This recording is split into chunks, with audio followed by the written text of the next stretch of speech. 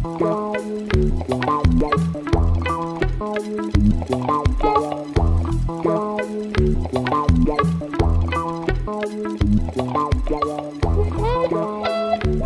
so let me recall what was our goal yesterday regarding the construction of a model, of a microscopic model of populations which interact through demographic and dispersive behaviors. Okay, so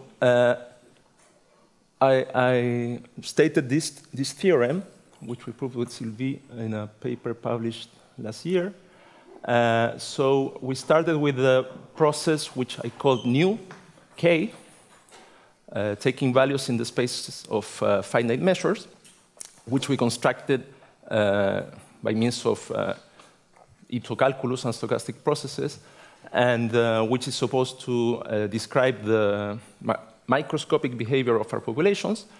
And the idea is to show that this process converges when the population size or the charge capacity goes to infinity to a solution of this equation. Okay? So it's a system of nonlinear equations which is written in has a weak sense because it's written in terms of a measure. Okay? So my solution is xi, and to make sense of it, I must apply my solution to test functions, okay, f. So, okay, so I would like to discuss or complement some of the points I mentioned about this result and its proof yesterday. In particular, I would like to stress again some analogies with what you would do in a deterministic setting, either for ordinary differential equations or for partial differential equations, and also stress what are the differences. But at least I would like to show this parallel between the 2 points of view. Yeah,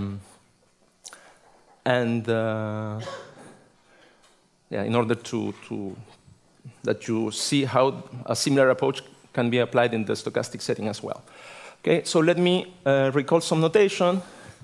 So up there I have written exactly the same equation, which I will be using several times.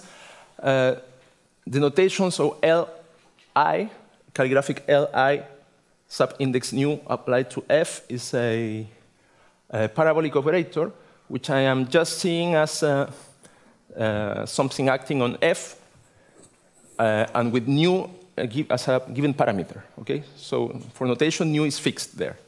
Okay, so this is just what I get when if I look at my dynamics, I would have obtained that, but with a similar expression, but with L defined in terms of my process. Okay, so if you remember, in the terms of diffusion and drift terms A and B, what I have is the empirical measure of my populations.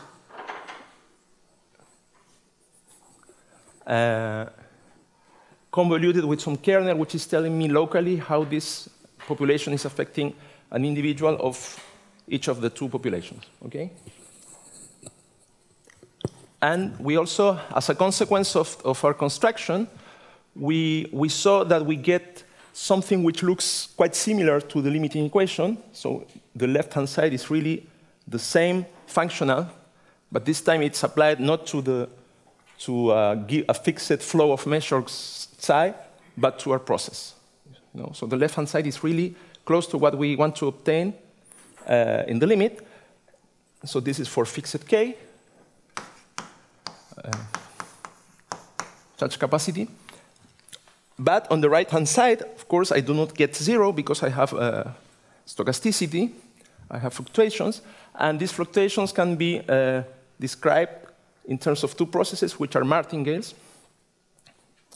in the good situations, which account on one side, on one hand, one of them for the fluctuations due to the spatial displacement. So here implicit is the fact that we have random motions driving our individuals.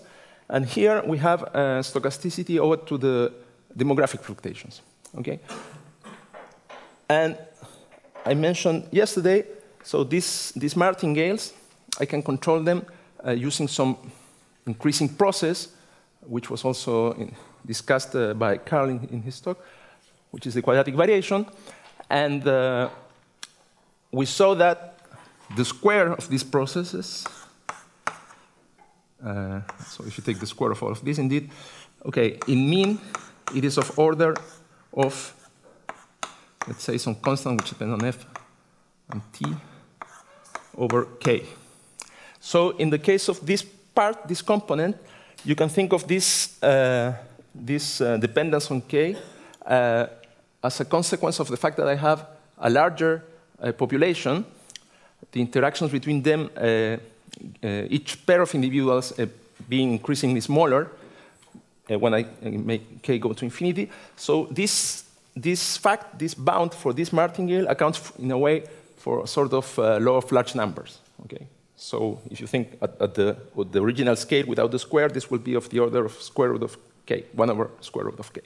Okay? So this is telling you some averaging a procedure phenomenon when k goes to infinity. And on the other hand, this one is also of this order, but that is related to the fact that the jumps are small, are getting smaller as k goes to infinity, because I'm adding or removing one individual which has a mass of order 1 over k. Okay? So in fact, this convergence, you can think of it as a mixture of these two effects, some type of a law of large numbers, which is telling me that things are being smooth because they are being averaged, and the weight of each individual in this population is going to 0. And on the other hand, I have, and the fluctuations are going to 0 as well, that's the idea. And on the other hand, the demographic fluctuations are also being small, okay? So that is what this result is telling us. So things are made on purpose in such a way that we really have something which is very close to the, at least in its form, to the limiting model we will obtain or we want to obtain. And of course,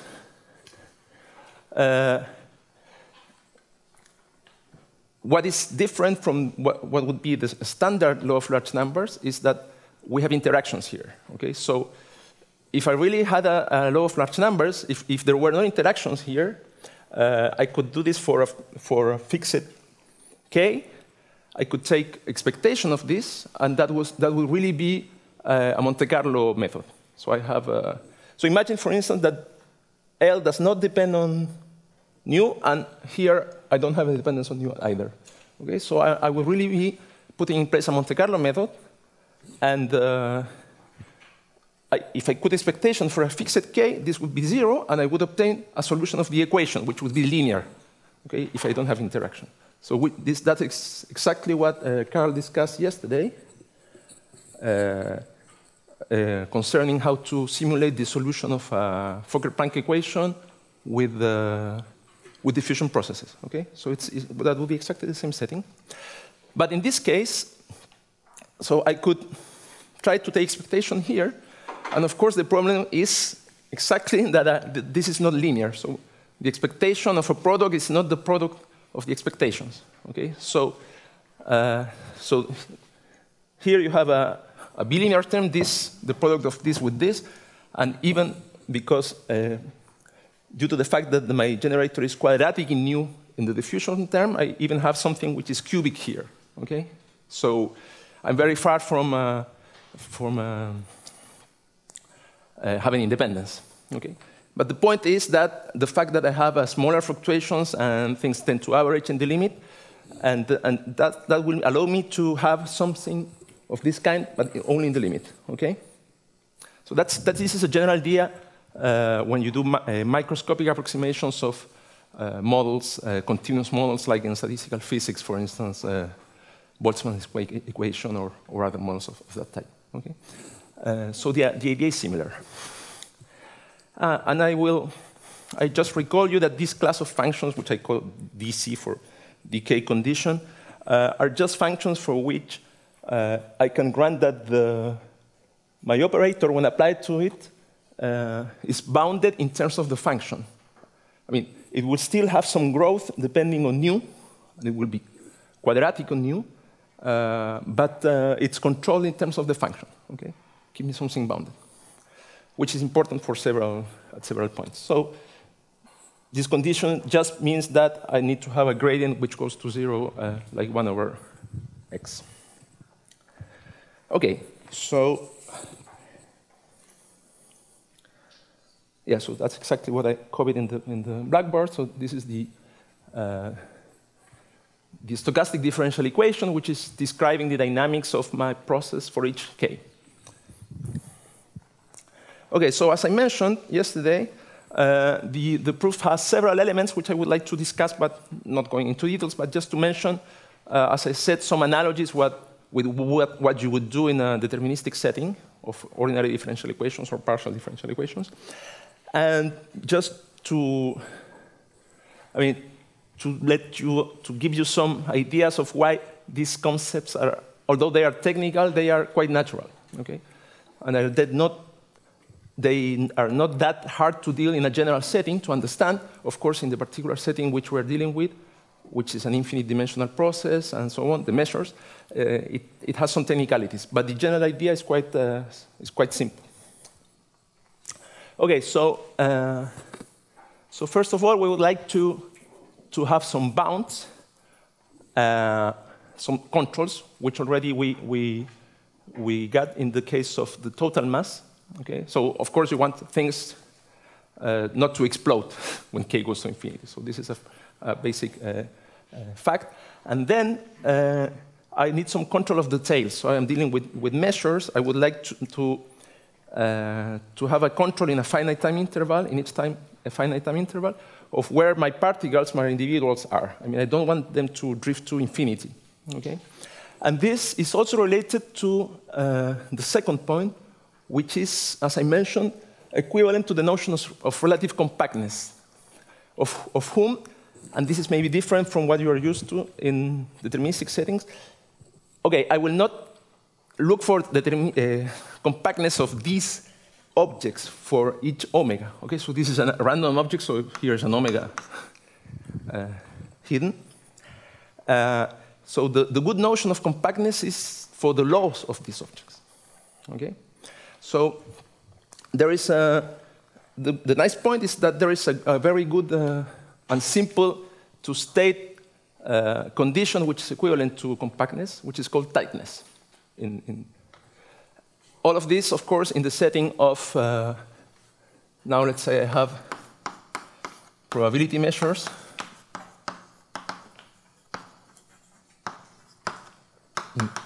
On E, where again E is a Polish space,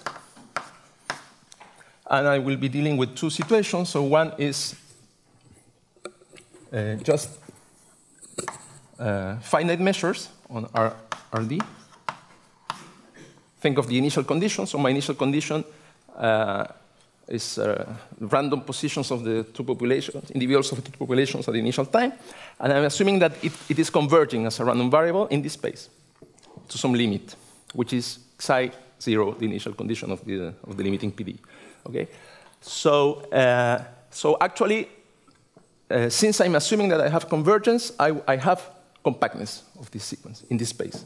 Okay, so that is one possibility, and the other possibility is well, it's a bit more complicated space.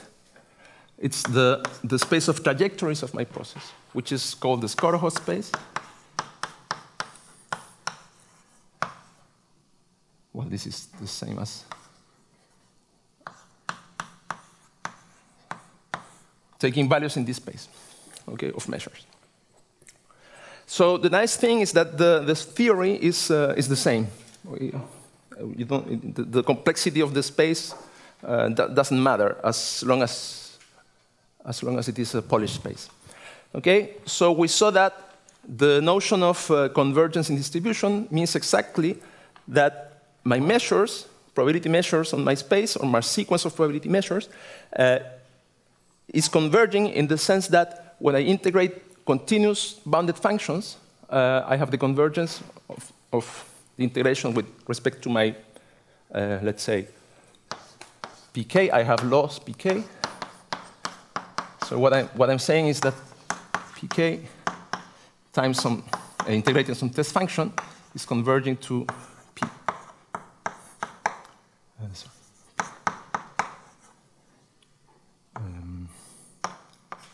So this is the notion of weak convergence. Okay.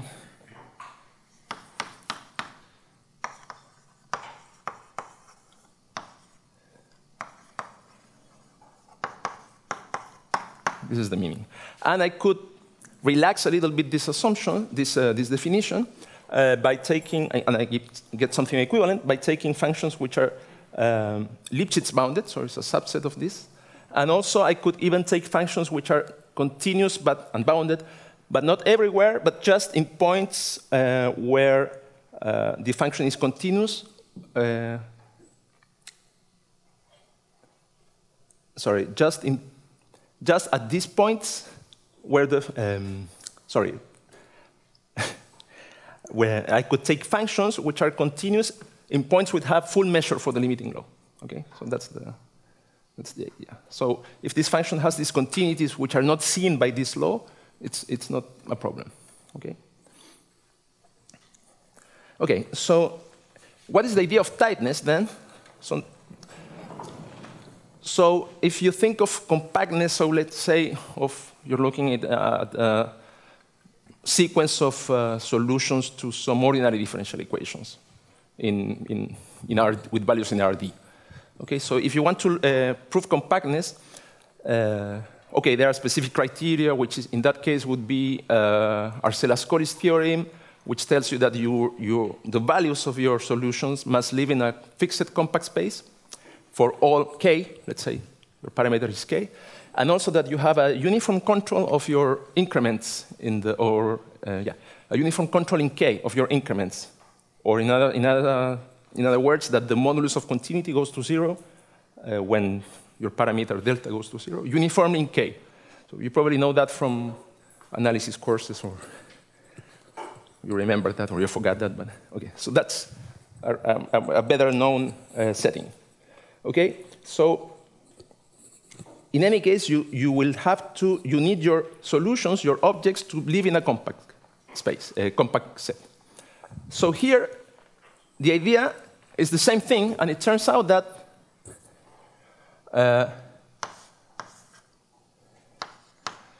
there is an analogous way of describing the compact sets of probability measures, which is called tightness. And it is stated as follows, the condition. So let's stay in the same setting. I will say that a sequence of probability measures in my Polish space is tight, or relative compact for this topology.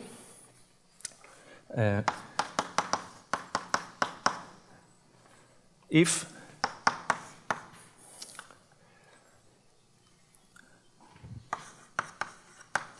okay, the point is that I can characterize compactness of this sequence in terms of compact sets of my space. Okay, and of course I have I don't have just one trajectory. I have an infinity many trajectories, one for each omega. Okay, but the point is that I can relate the compactness of this sequence of laws with the fact that the sequence of processes lives in some compact set with high probability, and uniformly in the parameter. So that's the notion of tightness. Okay, so what's the idea? The idea is that for each epsilon which I'm given, I can find, let's say, some compact set, capital or calligraphic K epsilon, compact in E, such that the probability, let's write it like this. So P, K, the mass which is put on the complement of this compact set is smaller than epsilon. And the important condition is that this must be uniform in K. So I apologize, but okay, K is also my compact set, but it's a calligraphic K, and here is my index. Okay. So if you want to show that a sequence of laws has limits, weak limits, accumulation points in this sense, what you must do is to construct compact sets on which your random variables or processes live with high probability uniformly, independently of the index. Okay? So every time that you will prove tightness, whatever the context, the idea is the same. Okay? Okay, so of course, there will be criteria in specific cases that will boil down this proof to something simpler, relying on what is the form of the compact sets in the specific Polish space you're dealing with. Okay? Okay, so that's the tightness part. So I will say a couple of words of how it is proved in this specific case, but not going into much details. Then, so once you have compactness of your sequence of laws, so it's exactly the same idea that Laurent used this morning in a quite different setting. So you know that you have accumulation points which will be converging. I mean, you have subsequences which will be converging with respect to the topology you're dealing with. Okay, so you will have subsequences such that if I take expectation of a bounded continuous function of this process, they will converge to the limiting expectation, to the expectation with respect to the limiting law. So that will allow us to identify the limit in the sense that I will get something, I will be able to check that under the limiting laws, at least the left-hand side, which is nearly a good test function in the sense that it is, okay, nearly continuous and nearly bounded. So it's not exactly that, but so this left-hand side will converge to the left-hand side of the limiting, of a similar expression under the limiting law. Okay? Then I will use the fact that this tends to 0. And what that tells me is that under any limiting law, any accumulation point, let's say I will satisfy the equation. But you still must keep in mind that the limits are probability laws. So in principle, I could still have a process. Even if the right-hand side is 0, I could still have a process, because I have a measure which is giving way to different trajectories. It could be a process as well. So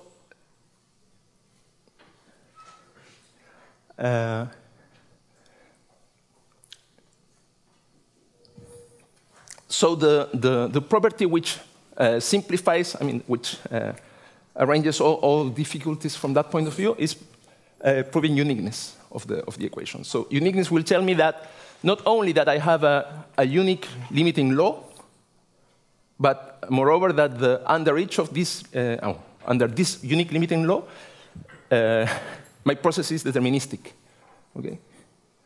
Which is even stronger. So in that sense, we're also, you could think of an analog of the law of large numbers, okay? So law of large numbers is telling you two things. One is that you make the average for independent random variables, and it will converge almost surely. Well, and the limit could be random in principle. And it would be the case, for instance, in other contexts, if you consider ergodic processes and you don't have a good mixture property, you will have a convergence of the averages to well-defined objects, but these objects could be random. Okay? In this case, by proving that that equation has a unique solution, we will be proving that the limit is deterministic and there is a unique possible limit for accumulation points, so I get convergence. Okay? Okay, so yeah, let me say a couple of words just a couple of ideas of what is used at each point. So first of all, concerning the control of tails,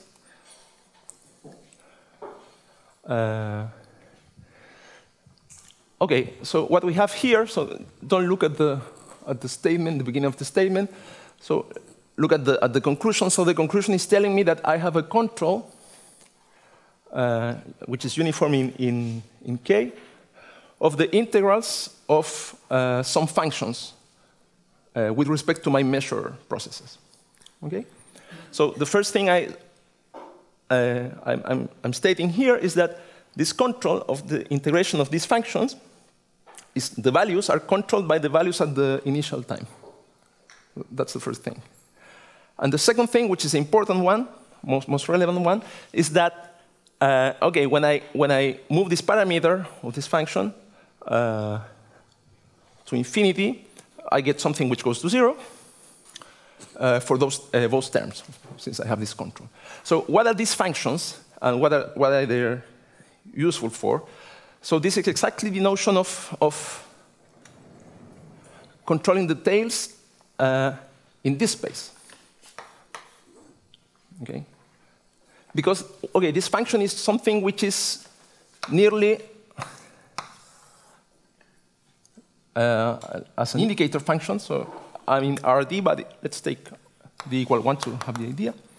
Okay, so here, when I compute this kind of integrals for the complement of a compact set, I will be integrating a function of this form. So this is 1. Okay, and here I have a compact set which is minus mm. Yeah. So let us just look at the right-hand side here, the time at time 0. Okay, so phi m is kind of smoothed version of this function. Okay, so it's nothing strange. So it is just this. So here I have m. Here I have 2m. It is just that. Okay, so and here I have some smooth, let's say C2 changement of the slope. Okay, so the fact that we have the convergence of the term on the right at the initial time is just related to the fact that my sequence of initial conditions is tight. Anyway, okay. These random measures are tight. It's related to that. Okay. So if I'm integrating a compact, if I'm integrating the mass in the complement of some compact set, I mean I know that I can choose this compact set in such a way that the mass in the complement will tend to 0 uniformly in K. Okay, that is the last part of the statement. Okay, so that's for free, the convergence of the term at initial time, and the point is that we will be able to control in terms of this what happens for all time and in a uniform way in K. Okay, so these are kind of standard arguments relying, of course, in this formula. So this formula is just telling me how any good nice test function evolves under my measures. So what I will do is to put this function here and do estimations. Okay, so that is why you need. Since you want something to be uniform in K, that's the reason why you need some regularity. I mean, you need some regularity and the condition DC to be satisfied uniformly in M. Okay, because I want to put my function here, so I need to be able to compute derivatives. Okay, and on the other hand, I don't want this to explode with M. Okay?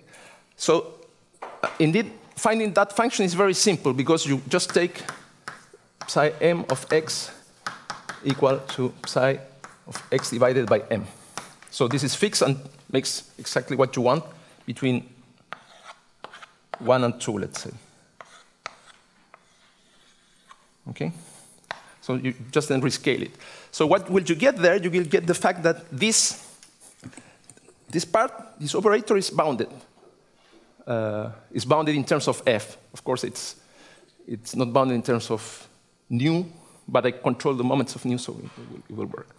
Okay, so this will not bother you.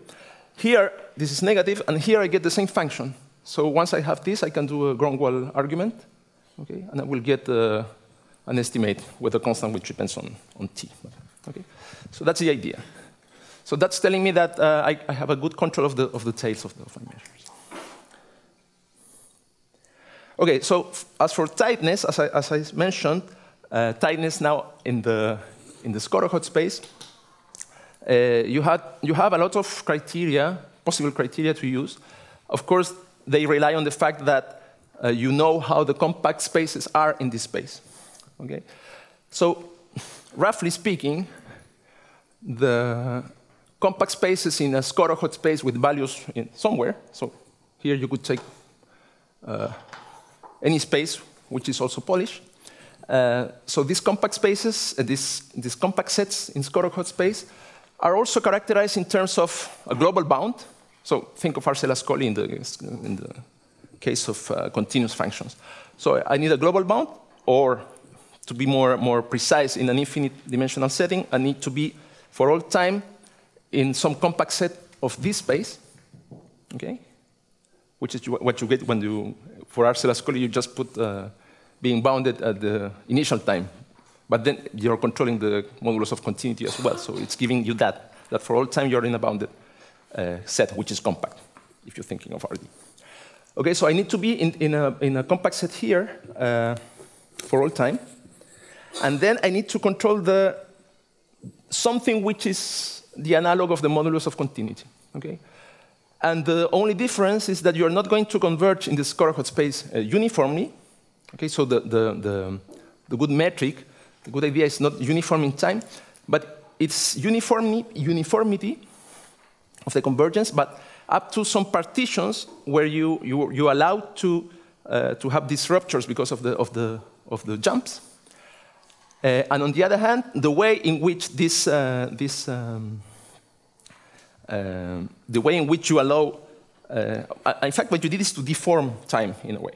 Okay, so if being close in a Skorokhod space means two trajectories are close, if they are close in uniform norm up to a change of time of one of them, which is sort of allowing you to match the jumps, which could be in different time instants. Okay, so it's allowing you to match the jumps. So you need to be close up to this deformation of time, and with a deformation of time which is not too big. So roughly that's the idea. Okay, so sorry. Okay, so compact spaces in compact sets in Skorokhod space are not that bad in general. And of course, the point here is that you have a metric space which is not that simple here either. But the point is that the topology that you put here is quite simple. It's like a dual topology. I mean, that's at least here. Okay. So, and it's even a uniform topology with respect to Lipschitz functions, if you remember well. There was a metric, which I'm going to use later, which looks like a strong dual norm, but not with respect to all the continuous bounded functions, but just the Lipschitz bounded functions. Okay? So in practice, converging here means converging for when integrating against Lipschitz bounded functions. Okay? So that will tell you that you need to look at the effect of your measure, your trajectory, on test functions. Okay, that's the first thing. And the other thing is that, okay, if you're able to deal with a smaller class of test function, it will be better. It makes things simpler. And the point is that you can select a subset of this of the test functions, which will allow you to, which will be enough. And since you're going to compute probabilities and you're going to yeah, at the end you need to control probabilities. It will be, the good thing would be to take a countable set of good functions in my here, accountable and dense set. Okay. Of course, the problem is that this space is not how do you say? Separable, yeah. So, unless E is compact, so it's really stringent. So the point is that you will not prove tightness from the outset in this with the topology we had at the beginning, which is, so if you remember, was the same as this, just so integrating with respect to continuous bounded functions. But you consider a weaker topology, which is called the Weik topology, which is just integration with respect to compactly supported bounded functions. Well, of course, compactly supported functions. Okay? So that gives you a subclass where you can easily transfer the tightness of the processes, of this type of processes, in this cohort space, to the measure process. Okay? Without integration. So you can easily transfer it. But of course, the point is that if you only know how to control, and you can also do it for the mass, okay? But of course, this will tell you, this will give you a control of the value of the mass, and will give you a control of the increments or modulus of continuity of these functions, these processes, but only for compactly supported functions. And of course, the problem is that that doesn't prevent you from losing mass, which goes to infinity. Okay, so that's where the control of tails comes into play. Okay, so this tells you at least that the mass is controlled, but the mass could be drifting to infinity. That's okay. So yeah, here I'm using some criterion by Sylvie Rollier and Sylvie Meller. And the point is that you first need to prove that these processes are tight for compactly supported functions. That is done by classic arguments, which is, for instance, the Aldous criterion, Aldous-Rebullido criterion, which is really easy to apply just by studying this stochastic differential equation. Okay, so it's quite simple. You will have to show that the limit is continuous, and that, as I mentioned, is due to the fact that my jumps are of size 1, jump in the mass, A1 over K, sorry. And then you need to show that, so that will give you compactness, or relative compactness of the laws, in this space, but with a different topology, which is weaker. Okay? So this result of Sylvie Rollier and Sylvie Meller tells you that once you have that, you have proved that you have compactness with respect to the Weik topology. The only thing it remains to get in order to have compactness with respect to the weak topology, the good topology, is to show that the process F of masses are converging. If you look at some convergent subsequence of your measure valued processes, you should evaluate the mass, okay, which is not, I mean, 1 is not a compactly supported function, okay? So you should prove that this is converging for the approximating sequence of laws towards the limiting law, okay? And that, again, you can do it because you control the tails, okay? So it's quite technical, but it's the idea is quite general. Okay. Okay. So once you have relative compactness of the laws. As I mentioned, what you want to do is to show that, to say it simply, is to pass to the limit in this equation. Okay? So, I mean, to show that you satisfy under the limiting laws, any limiting law, accumulation point, you satisfy the equation up there. Okay? So,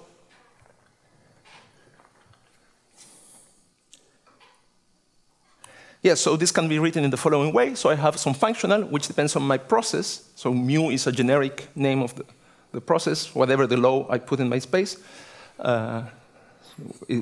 It's the canonical process, as Carl defined yesterday. So I have this functional, and I would like to check that for under any limiting law, if I take expectation, let's say, to the square of this functional, I get 0 almost everywhere. Okay? Because that's telling me that, well, I'm exactly satisfying the equation up there. Okay? That's the idea. So the idea, then, what you need to do is quite standard, given the approach that we're using. We know that when k goes to infinity, or, well, it's a subsequence, but when I take the limit of my subsequence, if I integrate a continuous bounded function, it will converge to the limit. So the idea would be to, on one hand, I have this continuous one, let's say I take the square. Imagine that this is a continuous bounded function. I take expectation. It will converge to the expectation of the same object under my limiting law. And if this is going to 0, well, I will be able to say that the expectation of my functional is 0 under the limiting law, and I'm done. Okay, so that's the idea. Of course, there are some small details, because this functional is not bounded in terms of the measures. And it's not that simple to prove that it's continuous. Remember that you have this topology, which is not that simple.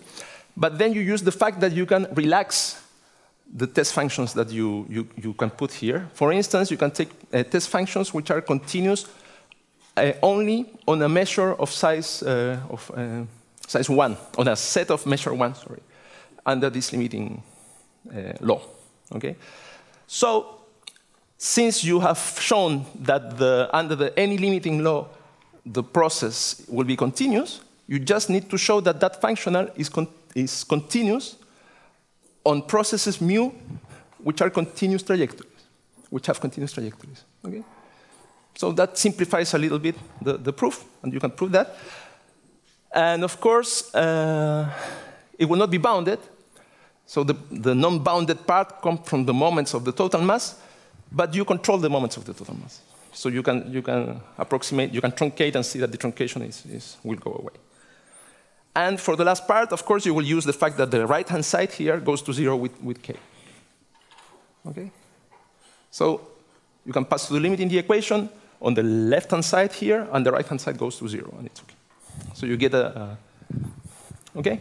So this is a very general procedure, even in simpler context. For instance, if you're looking at jump processes, which could approximate, I don't know, so biological or chemical reaction. So there are classical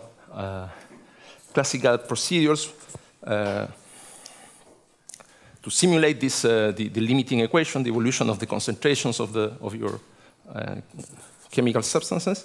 And for instance, that's exactly on what the Gillespie method is based, and from the mathematical point of view. So it's the same idea, exactly the same idea. Okay. Here is just a little bit more cumbersome to put in place. Okay, so it was a bit long, but what I'm doing after is simpler. So what I want to show is to finish the proof by showing that there is uniqueness for that equation. And then I would like to see if I can get some regularity of my solutions. Because by the moment we just have measure solutions. I would like to see if we have, so psi, for each t, psi is a measure. Okay?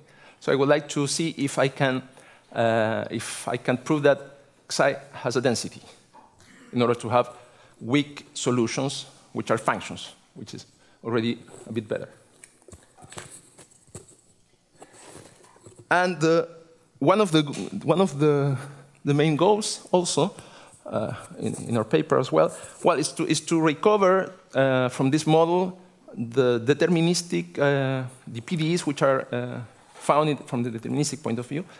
And so one of the first things that one needs to do is to get rid of these convolution kernels, because by the moment I needed them to be continuous, to be nice functions. I would like to have a delta functions indeed, to get local competition or local dispersal effects.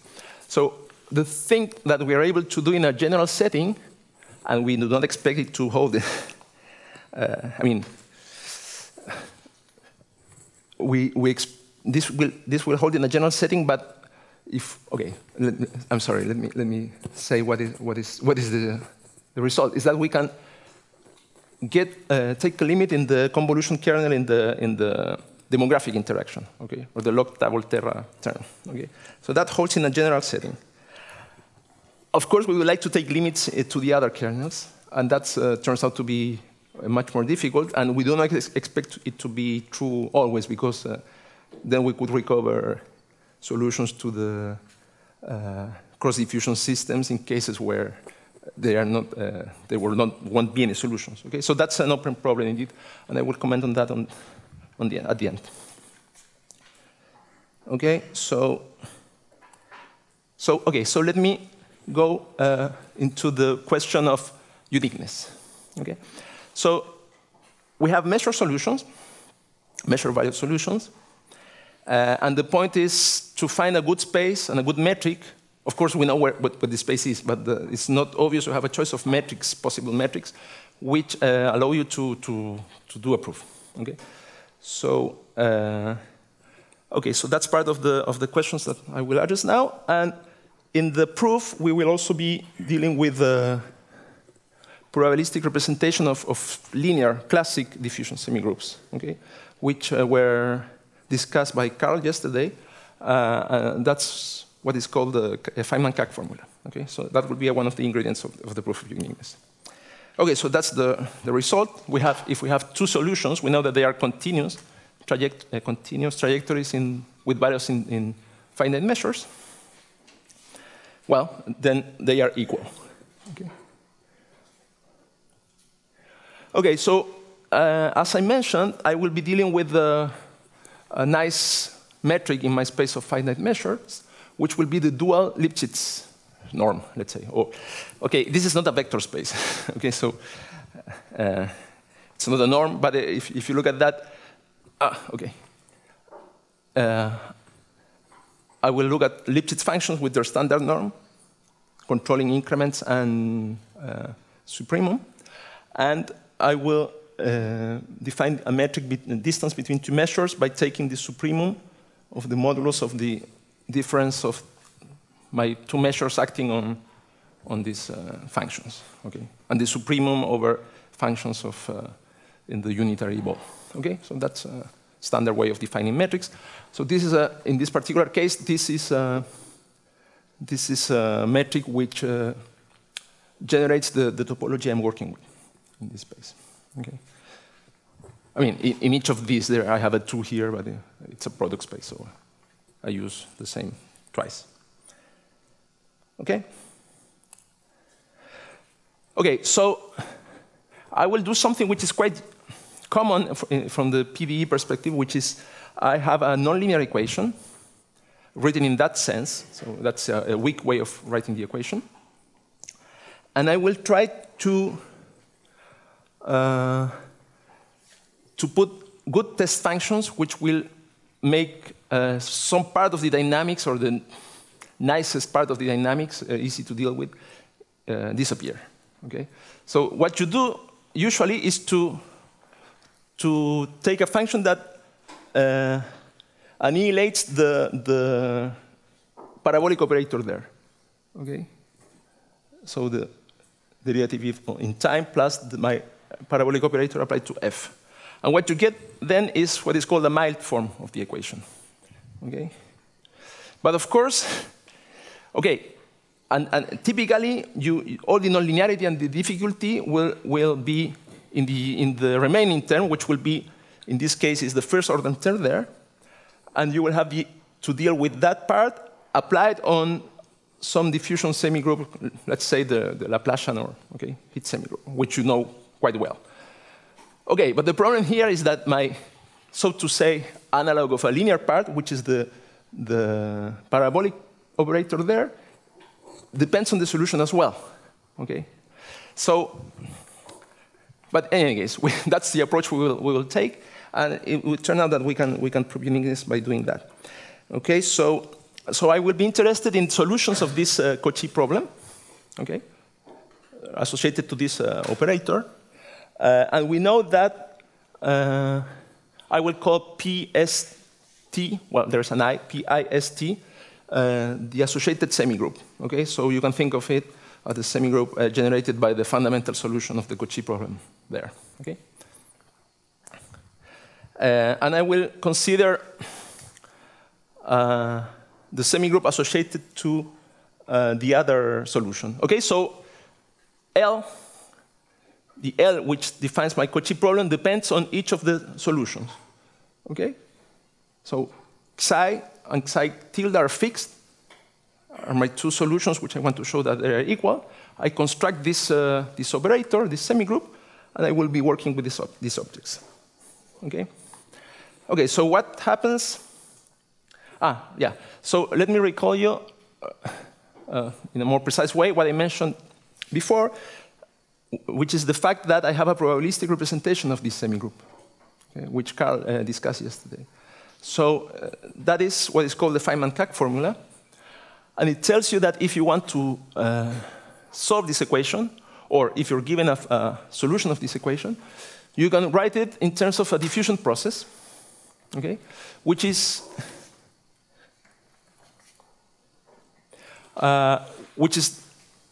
this one. So to simplify the notation, the coefficients that will be involved, I am writing them like this, okay? Because psi is fixed. Psi is fixed, so it's a data. So of course my coefficients will be non-homogeneous in time because here I have a dependence on time of psi. But okay, there are coefficients like any other with good properties because they were Lipschitz at the beginning. My kernels are Lipschitz, so these are coefficients really standard in the setting of stochastic differential equations. Okay, so I will look at this process, and the point is that if I want to compute the semigroup associated to a final condition at time t fixed, okay, of the Cauchy problem, over there. So t is fixed, s is smaller or equal than t, and I have a condition at final time equal to phi, bar phi. I just need to take the expectation of this stochastic differential equation, which is issued from point x at time s. Okay? So I solve this equation from different times and different initial positions. Okay? And making this choice for fixed t, I look at time t, but t is fixed for what concerns the Cauchy problem, I get the solution. So that's the idea. Okay? Is it clear?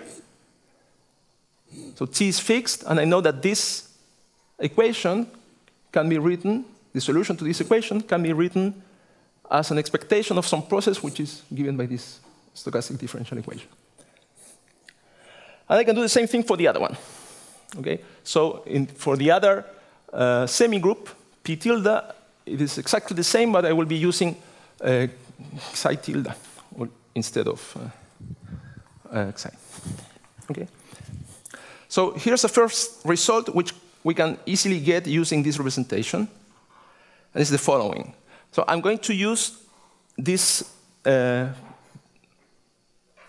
functions in my equation. And the way in which I control my equation, the solutions, is in a dual of a Lipschitz space. Okay? So I would like them to have good properties in terms of Lipschitzianity. Okay? So these are the properties I will need. So the first one is that my semigroup sends Lipschitz bounded functions into Lipschitz bounded functions, both of them, both semigroups. And this is good property, the key property is that I can control the effect of my semigroups on, the different effect of my semigroups, P and P tilde, on Lipschitz bounded functions. The difference between that, I can control it in terms of the norm of the function and the dual norm of the solutions, okay, of Xi and Xi tilde. So remember, P and P tilde depend on different flows of measures.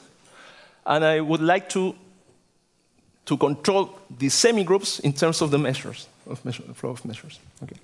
So let me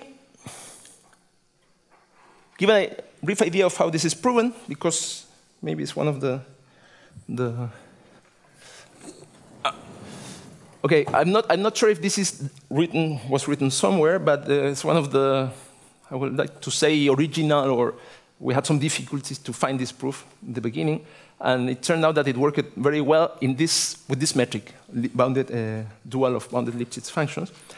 And the proof is based on what is called a coupling. So that's a typical approach from the probabilistic point of view. You want to control distances or some quantities which are deterministic. You have a probabilistic representation of those quantities. So you try to control the process, the distance between the processes which are representing these quantities, okay, in a pathwise sense. So that is what is called a coupling, or coupling argument. So let me.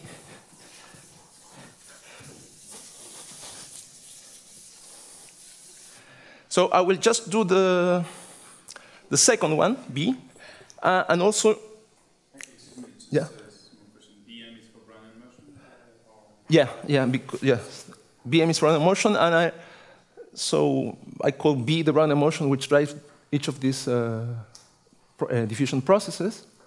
Okay, so this is given. I can construct this process wherever I want. I'm given a Brownian motion, and I can construct it. That's classic. So the point is that I will construct two processes, X and X tilde, using the same Brownian motion, and see if I can, by controlling the distance between these processes, I can get some control of the distances between the semigroups. You have the same Brownian motion, but just not the same side. Yes, not the same coefficients. Okay, so yes. So, well, first of all, in controlling the Lipschitz norms, I must control supremum norms, and that's easy because that's rather trivial because the norm of the semigroup applied on phi is obviously controlled by the norm of phi, this supremum.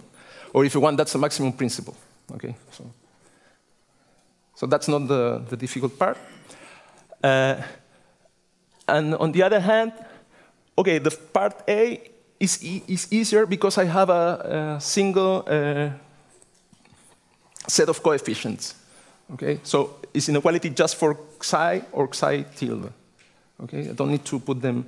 So you can do it easily as well by the same time of argument, but it's easier. So I will not be dealing with. So I will just give the idea of part B. And for simplicity, I will assume that the coefficients, so Bi, how do I call them? Bi, R, Y, B tilde, I, R, Y. The drift coefficients are 0 because it's simpler to treat than the diffusion coefficient. So the argument is the same, but it's similar, but it's much simpler. Okay, so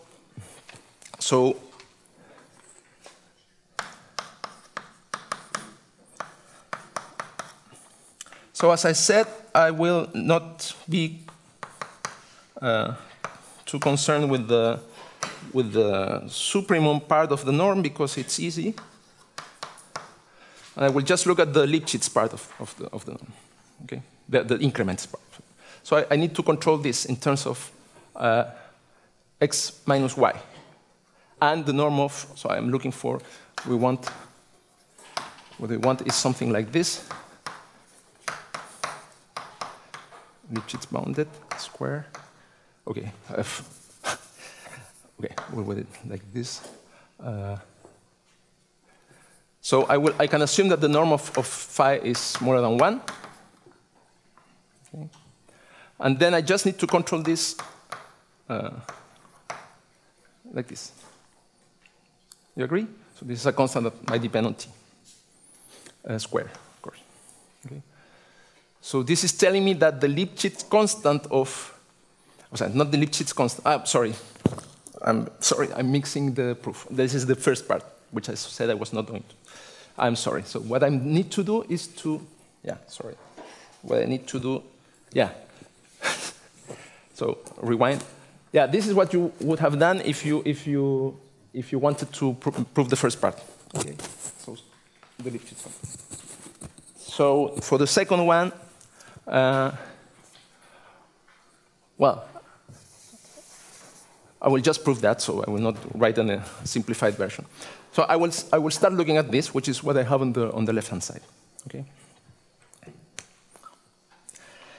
Yeah. So what I can tell immediately from the Feynman-Kac representation is that this is smaller or equal than this norm times xs t x expectation minus st x. Okay, I mean, just using the Lipschitz character of phi, I have this bound. So, yeah. I don't see where the tilde comes from. The tilde is because I erased it, but it's there. You're still applying on y or something? Yeah, sorry. I'm mixing up things. Okay. Yeah. So, yeah, I'm sorry. Yeah, it's mixed with the part A. Sorry. In my. Okay. Yeah. So that's. So this is standard. I mean, this is straightforward, and so I just have to control this in terms of the right-hand side of the what is inside the integral. Okay, so I have already phi here. Yeah. Okay. So if I write x tilde.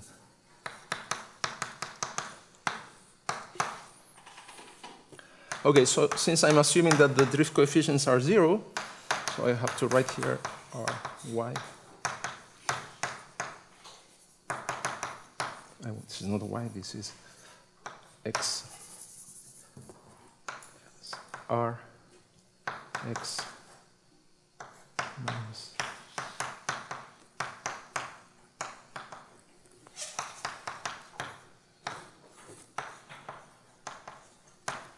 okay, so this is both processes are issued from x, so the initial condition goes away. I don't have the drift term, so I just need to control this. Sorry, and this is this. Okay. So now I use, I will take expectations of this square, and then I use the fact that I have a martingale here, or a local martingale, but I can control this martingale, the expectation of its square, in terms of the expectation of the quadratic variation. Okay, and the quadratic variation in case of a stochastic integral with respect to Brownian motion is quite easy. I just take this is smaller than expectation of the integral, so I just change this Brownian motion for time, and I take the square of this. Okay, so I will have sigma I r xsr of x minus sigma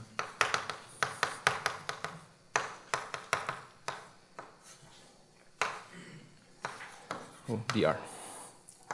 Okay. So I will, let me be a bit schematic here. I will not do all the details, but okay. If you remember, where is my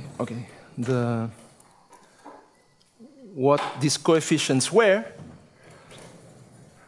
So I have first of all just the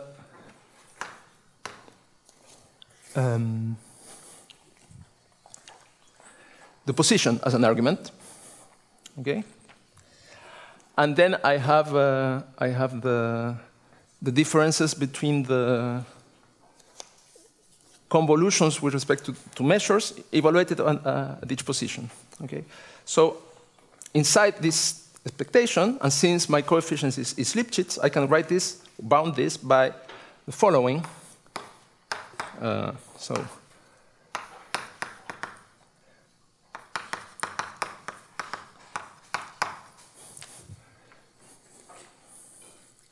So what I'm doing is to replace, and this is tilde as well. Sorry for that. No, so the second process is driven by coefficients with a tilde. Okay, so I have a tilde here as well. Okay, so what I will do, of course, is let me be schematic here. Otherwise, notation is too long. So I have sigma of x minus sigma of sigma tilde x tilde. Okay. So what I will do is to bound this by sigma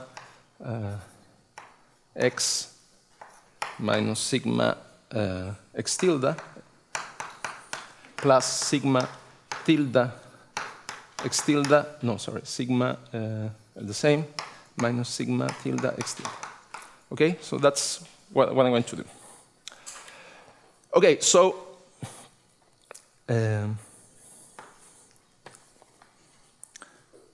so when for this term, I can just get a bound like this, bounded by the difference of the two processes. Okay. And I will have two of these because they are two corresponding to psi1 and psi2. Okay. So for the other part, what I can get is something like G convolution. So I will put a sum here. So this is the R plus 2. So if I use the Lipschitz character of sigma in the other variables, okay, I will get something like this.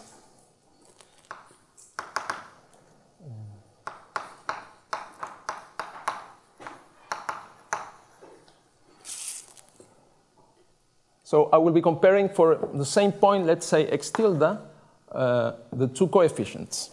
Okay. So the two coefficients involve the two different flows of measures.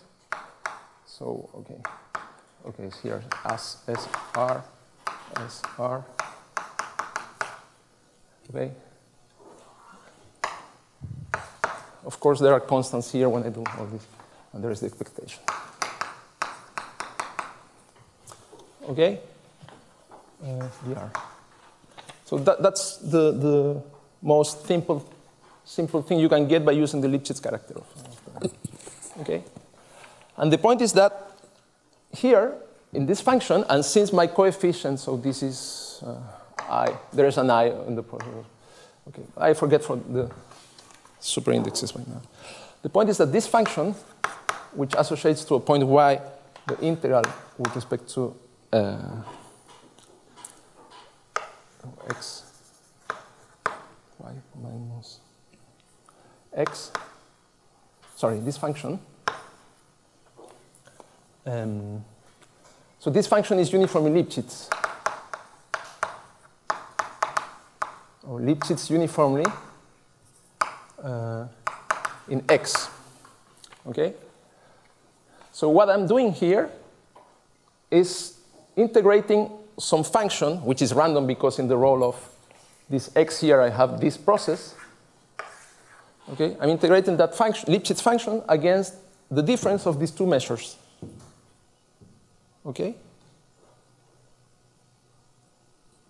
So this part I can bound it by what I want, which is the integral between s and t of psi 1 minus psi 1 tilde r. Well, and the same for the other two. Okay, and then I use Grongold's lemma. Okay.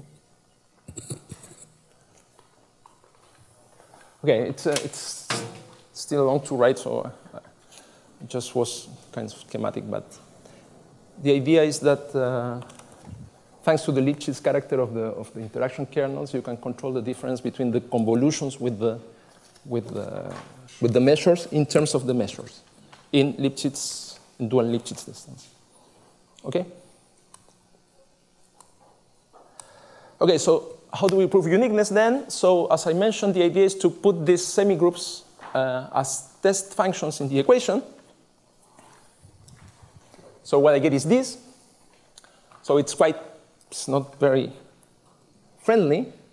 And what I get is like what is used to call mild equations, but the point is that even the part which is supposed to be linear, where you just get the initial condition against the semigroup, is nonlinear because I have the dependence of the process of my measures, the solutions in this part. But thanks to the bounds that we have, it won't matter. So I can go forward with this. So I will do the difference. Okay, this is a technical point. So, okay, I have lots of terms, but the point is that, okay, I would always want to have the difference of my measures integrating something which is bounded Lipschitz. Okay, and that's the point. That's what you get. So over there, the convolutions are against C is the same as what I mentioned here. C is Lipschitz, so I will recover the difference in dual Lipschitz distance of the measures. And for the other terms, which are even more nonlinear, I know that P is bounded Lipschitz. P tilde, when applied to phi, is bounded Lipschitz as well. Okay? So all these complicated terms are bounded Lipschitz functions. And at the end, I just get integrals of the difference of my measures with respect to bounded Lipschitz functions, which are bounded in terms of phi. Okay? So that's what I get.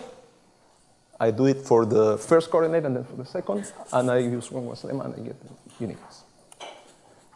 Okay? So, of course, there maybe are different proofs of this, but this was a simple way for us to tackle the question because there was this natural probabilistic representation of the semigroups. And at the end, the only metric that really worked for the proof was this one. Okay, and I would like just to go relatively quick through the question of regularity. Okay, and it turns out that the question of regularity of my solution. So first of all, it's interesting to know if we can really have a function solution, and on the other hand, we will need this function to have some additional regularity in order to make the competition kernel at the level of the demographic interaction go to a Dirac mass, okay, in order to have local competition. Okay, so we would like to have function solutions, and the idea is similar. So the idea is, so this is the equation, and I would like to take advantage of the semigroups which are on the right-hand side. Okay? So first, for the uniqueness part, I consider the semigroup associated to time derivative plus the second order operator. Now I will look at the whole right-hand side. Okay? Now I have a fixed psi, and I take it as a given data. Okay? So I can consider the semigroup, so the function which annihilates all the right-hand side inside the integral. So I will consider this semigroup, which I call P bar. And P bar, okay, is the solution of this Cauchy problem where I am enlarging my operator, so I have the same as before, and I have this zero order term. Okay? So if I take a solution of this equation with finite condition phi, okay, so all the time interval disappears, and I get the initial condition integrating the semigroup. Okay, that's the. So we will make use of this way of writing things in order to address the question of regularity. And again, I have a Feynman-Crack representation for this semigroup, which Carl discussed yesterday as well. So the idea is that I have to take expectation of the same process, the diffusion process I just considered, okay, evaluated, phi evaluated in this process, and I have to put an exponential weight which contains the source term, okay, the zero order term. Okay, so this is exactly this part, which I am evaluating in the process, in my process. And there's that R there should be an S, so it's the same.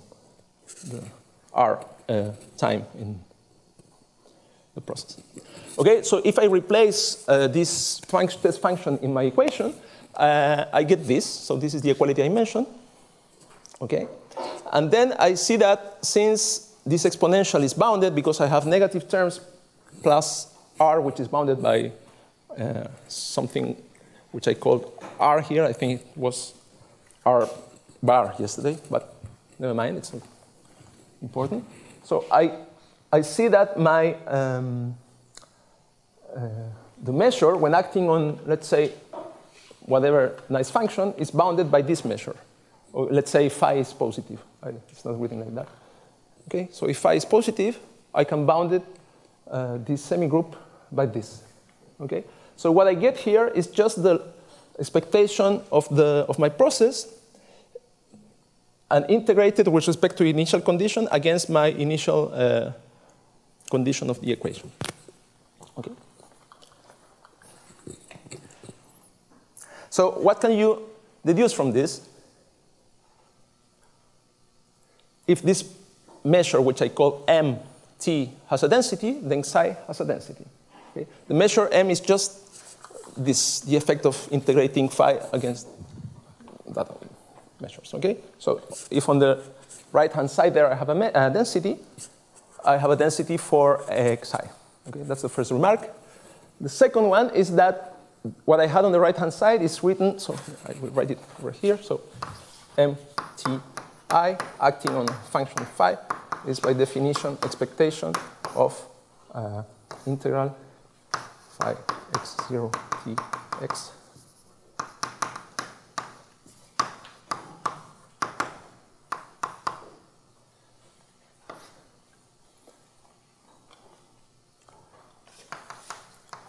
Okay. So if I can grant by any means that my diffusion process has a density, I also will get density of M. And that gives me density of psi. Okay? So you can make standard assumptions like ellipticity or uniform ellipticity of the diffusion coefficient, but that's a bit stringent from the point of view of the modeling because it's a reasonable assumption, but you would like to consider cases where, for instance, some population does not diffuse at all, okay, if it's not bothered by the other population, for instance. Okay? And on the other hand, so if you don't want a uniform ellipticity of the diffusion coefficient, you could try to use some hypoellipticity condition, but the point is that you don't know really what the coefficients are. I mean, you know the initial coefficients in your microscopic model, but when you go to the limit, this will depend on the solution. Okay, the coefficients driving your diffusion will depend on the solution of this equation. So you cannot grant for sure that you will have an hypoellipticity condition. Okay, so we cannot use that approach, and the idea is to transfer regularity from the initial condition. Okay, and to do that, let me give a heuristic idea. So let us assume that our initial condition does have a solution. And let us suppose that this function, so I have a function which to x, an initial point x associates the position of the process issued from x at time t. Okay? So what if this process has an inverse? And what if this inverse, I mean, the process and its inverse is differentiable, so in terms of the initial condition, okay? And the inverse, so the inverse, which I called nu, eta, sorry, it takes y, and it takes a position at time t and gives me a position at time 0. Okay, it goes the other direction. So if I have a diffeomorphism, I can do the following. I can make a change of variable, so write, instead of x, I write eta, y, and I do what I would do in a standard setting. So I do a change of variable, and I get that my measure m, which is written there, I can write it like this, where this determinant is accounting for the change of measure. Okay? And now, the integration variable is no longer the initial x variable, but it's the final one. So I really have something, a variable on my test function. Okay?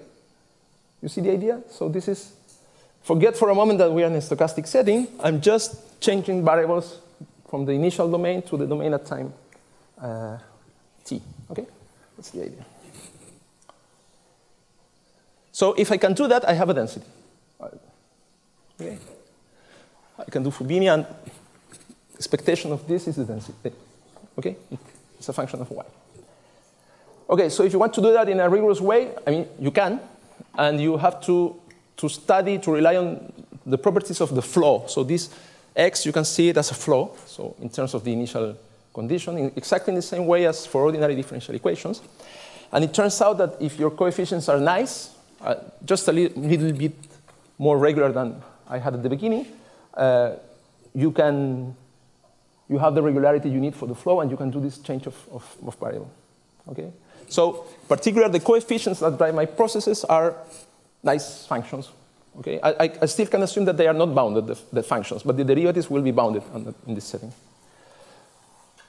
So this is just a classic result from stochastic calculus from Kunita. So in that case, my process, when seen as a 3-parameter process, is really what you call a flow. So I have 2 time parameters. I have 1 space parameter. I have a composition rule. Okay, so going from time s to time t, and then from time t to time r gives me the same as going from s to r. Surely, this is a diffeomorphism. And, well, in that setting, then, I can do exactly the argument which I mentioned, and I'm done. So I have a function solution. And in what the times that remains me, I will push a bit further this idea in order to see if we can get additional regularity. Not only function solutions, but just even differentiable solutions. Okay? Okay, so the idea, this relies on still on the stochastic flow, which is, as I mentioned, is a quite classic object in stochastic calculus as well. So this is, you don't really need to understand these expressions in all these details. There are lots of indexes, but for instance, one of the things that Kunita shows is that, okay, if this is the coordinate, this is the k coordinate of my flow, well, I can take the derivative with respect to the initial condition as if it was deterministic, an ordinary differential equation driven by some vector fields. So the BQ are the coordinates of my Brownian motion. I imagine they are vector fields. And I take the derivative, well, and I get a tangent process, okay? Which is, you do exactly what you would do in a deterministic setting. You take the derivative of the coefficient, the total derivative. Here, the repeated index means sum, okay? And then you take you apply the composition rule. This puts out this, the derivative of the process, and you get an equation which is linear indeed in the unknown, which is the gradient. You have the gradient here. You have the gradient here. You look at this as it was given, a time inhomogeneous coefficient, and the same here. Okay, so it's really exactly what you would find in a deterministic setting. And for the inverse flow, you have a similar thing. Okay? And the inverse flow, for the inverse flow, you also have a stochastic differential equation. But if you look at it's different in 2 senses. First, the variable, the integration variable, the running variable in the integrals is r, and t is fixed. So t is the final time. Okay? So you get what you should expect, which is a stochastic differential equation which is run backwards. Okay? I'm going from t to 0. Okay?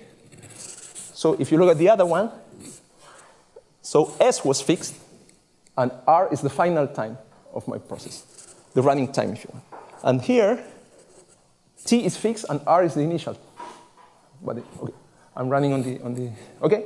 And you need to rewrite you don't use the standard Ito integral for the random motion, but it's a backward integral. Okay? And the gradient also satisfies a linear equation. Okay? And even more, the determinant of the gradient satisfies an equation, which is what you would do, for instance, in the deterministic setting to show that, I don't know, if you have a divergence-free velocity field, then your flow preserves volume. Okay? And you have, in that case, the SDE depends on the divergence of the vector fields. Okay, so it's exactly the same idea. Okay, so if you explicitly write what is the solution of the solution psi in terms of the semigroup, so it is this. And the point is that if you, so you get a closed expression of the density, which is this one, what you have here. And the point is that if you can take derivatives here and control their expectation, you will have derivatives of psi. And that's the idea. Just 1 minute. So under a little bit more of regularity, you have the good assumptions on the flow, and in particular, the point is that you can be sure that the bounds on the derivatives do not depend on the interaction kernel Cij, which is important for the last part. Okay. So you have everything is derivable as you would like. The gradient, and you control the moment. So the gradient of the reverse flow is you have bounds on its moments, you have bounds on the determinant, and you have bounds on the gradient of the determinant, which you need if you want to take derivatives here, okay, in this expression, inside the expectation. And once you have that, you can get a uniform control of okay, so the idea is that you consider kernels which are converging to a Dirac mass, and which are integrable, which is a detail. So if you take this epsilon, this parameter epsilon going to 0, you will get a solution of the equation with local competition. Okay? And the point is that you do that by relying on the regularity of your solutions uniformly in epsilon. Okay? So in particular, you get a solution which is in W1 epsilon, W1 infinity. Okay? And that's the last thing. Yeah, so you just rely on the estimates on the density, which I mentioned. And okay, you rely on the fact that to show that you have a derivative, you take derivatives of the kernels, but then to get the estimates for the derivatives, you transfer the derivative to the function and not to the kernel. So at the end, your bounds depend on the L1 norm of the kernels and not their L infinity norms. Okay, 30 seconds. Okay, so questions which are open concerning this model. The first one is that it would be interesting to have some quantitative estimates of the convergence in K for the individual-based model. And the reason is that, one of the reasons is that when localizing the interaction, okay, we would like to take epsilon go to 0, but you cannot take epsilon equal to 0 for finite K, because it means that you just interact with somebody who is in the same place, and it will never happen, for instance, if you are in R2. Okay, because they will not meet the point. Okay, so actually you need to take a neighborhood for the interaction for a finite K. So the point is, what is the good combination of the two things in order to really observe the limit, the local limit? And to do that, you need to know how things behave in terms of K. Okay, you could consider other scaling limits from the probabilistic point of view, which means that you have accelerated jumps, and what you will get is a random process. not just an equation, but a measure-valued process, the type called super process. And of course, the relevant question in this setting would be how to ensure the analog of the Turing instability in this non-local case. Okay, so I have no idea, or very, very vague ideas.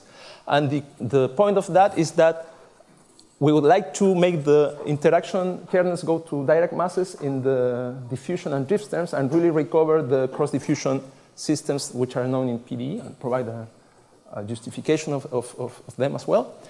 And of course, in the case where you know that the thing in the PDE setting works, but all that is still open. I mean, we have just discussed a little bit with someone else.